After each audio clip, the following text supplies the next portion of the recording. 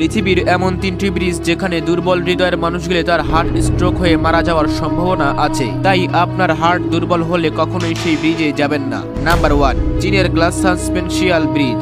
মাটি থেকে 300 মিটার উপরে এই ব্রিজ তৈরি করা হয়েছে সম্পূর্ণ কাঁচ দিয়ে। এই ব্রিজকে যাতায়াতের জন্য তৈরি করা হলেও এখানে দিনে হাজার হাজার পর্যটক ঘুরতে আসে এবং এখানে কাচের মাঝে এমন অ্যানিমেশন ব্যবহার করা হয়েছে, ফলে যখন আপনি সেই ব্রিজের উপর দিয়ে হাঁটবেন তখন মনে হবে কাঁচ হয়তো ভেঙে যাবে।